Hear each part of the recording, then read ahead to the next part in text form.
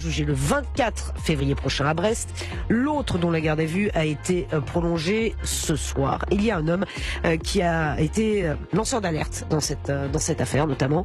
Chawki Benzerra, bonsoir. Vous êtes activiste et réfugié algérien en France.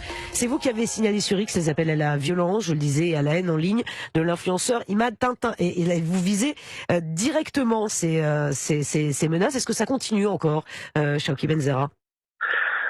Oui, bonsoir. Je remercie déjà pour l'invitation. Effectivement, sur ce que moi je qualifie d'une campagne de terreur. Clairement, on n'est pas sur un ou deux cas isolés. Il y a eu le premier cas de Zazu Youssef, mais il y a eu le deuxième, puis il y en a eu plusieurs. Aujourd'hui même, j'en ai signalé un autre qui est à Montpellier. Heureusement que monsieur le maire de Montpellier a réagi. Il a fait un signalement au titre de l'article 40 pour incitation à la haine. J'en ai signalé aussi un autre qui me visait personnellement, qui était quelqu'un qui se solidarisait avec Zazu Youssef. Imaginez des propos de ce Zazu Youssef. C'est quelqu'un qui a fait des appels à des attentats, qui a tenu des propos antisémites. Et pourtant, il y a une grande vague de solidarité avec ce Zazu Youssef sur les réseaux sociaux à l'heure où on parle. Encore, et ça continue, c'est ce que vous nous dites, Chawki Benzerra? Ah oui, ça continue, mais là, je suis en train de vous parler de centaines, voire de milliers de commentaires, de lives, notamment sur la plateforme TikTok, où il y a la parole est un petit peu plus libérée que sur, entre guillemets, sur d'autres réseaux sociaux. Ça veut dire que c'est moins vérifié, peut-être, c'est pour ça, non? C'est moins... C'est moins vérifié, les gens ont l'impression qu'il y a une certaine impunité aussi. Et il y a aussi le fait que Ah, est-ce que vous nous entendez? Le régime algérien a beaucoup misé sur cette plateforme parce qu'il y a beaucoup de jeunes, il y a beaucoup de... Mais c'est ce que vous nous dites, mais vous avez raison de le dire, avant juste de rentrer effectivement dans le détail et de savoir qui tire les ficelles de ces influenceurs, même si évidemment on a une petite idée. Je voudrais que vous racontiez peut-être aux auditeurs d'Europe 1, vous avez permis aussi d'interpeller un autre de ces influenceurs qui s'appelle Blédard du Luxe, qui a appelé lui ses abonnés sur TikTok à, je cite, brûler vif, tuer et violé sur le sol français. Il a été interpellé à Échirolles, près de Grenoble, et c'est vous qui avez interpellé directement le ministre de l'Intérieur. Est-ce que vous pouvez nous raconter comment ça s'est passé aux auditeurs d'Europe 1? En fait, déjà pour vos auditeurs, le premier Zazu Youssef, j'étais celui qui avait repéré, parce que comme je suis activiste politique, je suis présent sur les réseaux, j'étais interpellé par rapport au premier Zazu Youssef. J'ai pris les passages en question, j'ai traduit les passages et je les ai publiés, mais en plus, quelques temps après, on m'avait signalé ce Imad Tintin, ce pseudo-là. Mais ce qui est vraiment très inquiétant, il faudrait aussi vous mettre à ma place, c'est que directement, je me suis rendu compte qu'on est sur un ex-militaire algérien, mais qui n'était pas seul, qui avait un frère jumeau. C'est-à-dire c'était deux personnes qui tenaient des propos très graves, avec une vidéo vue par plus de 800 000 personnes sur la plateforme TikTok, avec plus de 6 000 commentaires. 6 000 commentaires et des milliers, plusieurs qui soutenaient, qui appelaient à la violence, qui, par exemple, pour ma personne, ce qu'il m'avait cité dans la vidéo, qui disait il faut le chercher, où est-ce qu'il est, on va venir le chercher. Vous avez eu des menaces de mort, c'est ça, Chawki Benzerra? Oui, au moment où on parle, j'en reçois de plus en plus. Là, je vous parle vraiment d'une vraie campagne de terreur, d'une guerre hybride. Et là, peut-être on parlera des commanditaires, parce que je pense que c'est ça le plus important et le plus grave que ces cas qui sont aussi des profils. Non, mais les commanditaires, en fait, ce que vous voulez dire, ce que vous nous dites, c'est que c'est l'Algérie qui tire les ficelles. Ah oui, clairement, qui mène une guerre hybride. C'est vraiment, il y a depuis quelques mois, on est vraiment sur un plan de déstabilisation de la France. On n'est pas, c'est-à-dire là, on parle pas de profil vraiment de cas isolés. De toute façon, il faudrait juste se questionner pourquoi c'est des influenceurs algériens. On parle de personnes. Là, on est juste sur 3 que j'ai signalés. Les 3, c'est des centaines de milliers de followers. À eux seuls, c'est des Algériens. C'est un discours qui se répète. On est toujours sur un petit peu quelque chose de complotiste. On est sur la théorie du complot aussi sioniste. parce qu'on avait par exemple l'agence de presse officielle algérienne qui parlait de France macronito-sioniste. Donc c'est pas étonnant que, par exemple, quelqu'un comme Zazou Youssef qui vous dit on va vous enterrer avec les juifs.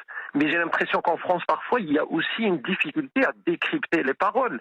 C'est une parole très grave, extrêmement grave. C'est pas à prendre à la légère, mais parfois, peut-être, on a du mal ici à comprendre que ça vient dans un contexte qui est créé, c'est-à-dire le régime algérien, à travers des relais médiatiques qu'il a en France, à travers un petit peu des têtes pensantes, mais aussi à travers, voilà, des gens qui sont par-ci, par-là, sur les réseaux sociaux, à diffuser des paroles complotistes, voilà, ce genre de propos qui sont vraiment très graves et qui parlent à des gens comme Zazou Youssef, comme ce Imatintin.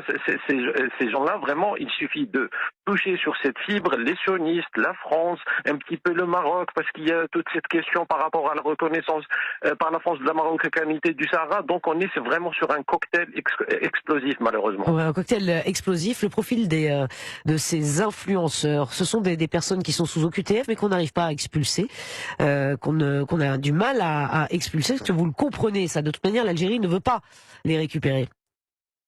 Oui, l'Algérie ne veut pas les récupérer, mais peut-être aussi, je m'excuse, mais peut-être que la France n'utilise pas tous les leviers dont elle dispose pour faire pression sur l'Algérie. De quels leviers dispose-t-elle, selon vous, Chawki Benzera? Il y en a beaucoup. Je citerai par exemple Monsieur Xavier Dréancourt, l'ex-ambassadeur de France en Algérie. Il a parlé, bien sûr, de l'accord de 1968. Il a parlé aussi de la question des visas par rapport aux détenteurs des passeports diplomatiques. Vous savez que tous les caciques du régime algérien viennent en France pour se soigner.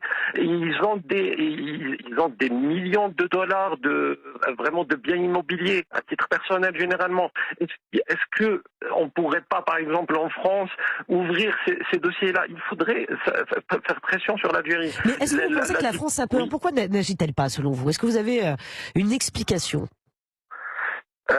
Honnêtement, l'explication peut-être elle est à chercher. Enfin, depuis 2017, depuis l'arrivée de M. Emmanuel Macron, il a toujours essayé de ce rapprochement avec l'Algérie qui n'a jamais marché. Même là, l'Algérie n'en a jamais voulu de ce rapprochement avec la France. L'Algérie a toujours renvoyé les mains tendues de la France, ne les a jamais prises.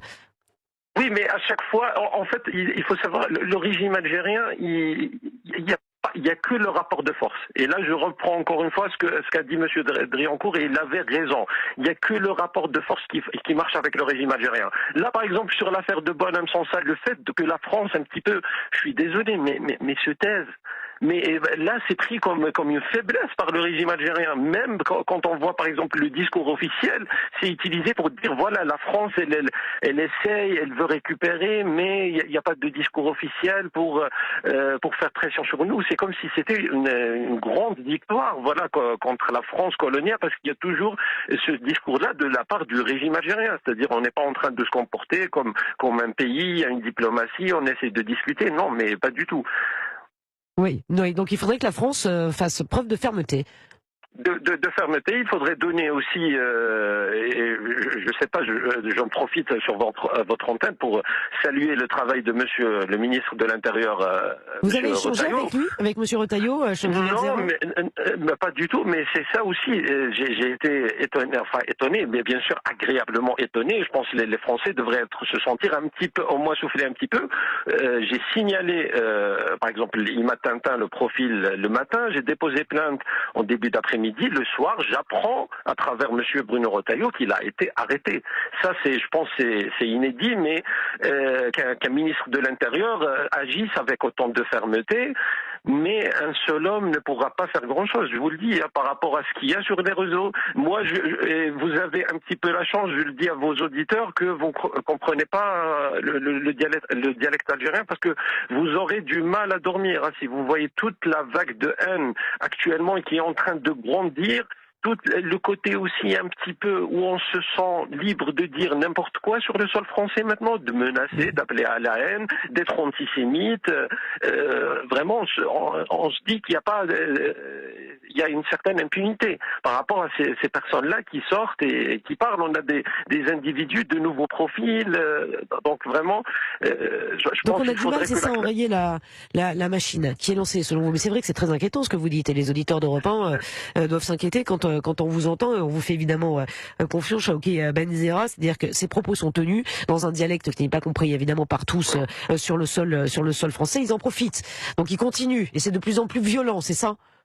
C'est ça, c'est une sorte de monde parallèle vraiment qui peut-être n'est pas la majorité des Français ne le voient pas parce qu'ils comprennent pas vraiment, il y a le côté linguistique, mais si aussi j'ai l'impression aussi qu'il y a un problème au sein de la classe politique, hein, parce que il y a un manque de réaction parfois, sans rentrer bien sûr dans les affaires politiques internes françaises, mais j'ai l'impression aussi que la part d'une certaine gauche de l'extrême gauche qui ne réagit pas, qui ne dit pas un mot par rapport à ce qui se passe sur ces affaires-là. C'est comme si le régime algérien était, il y en avait certains qui avaient parlé de mecs des révolutionnaires pour le régime algérien. Donc vraiment, il faudrait peut-être aussi que la classe politique prenne conscience qu'il y a un danger, que le régime algérien est en train de mener une guerre hybride contre la France et pour déstabiliser la France, et on est en train de jour en jour de vraiment de passer à une limite qui est très dangereuse. Ouais, des limites très dangereuses, et vous tirez la sonnette.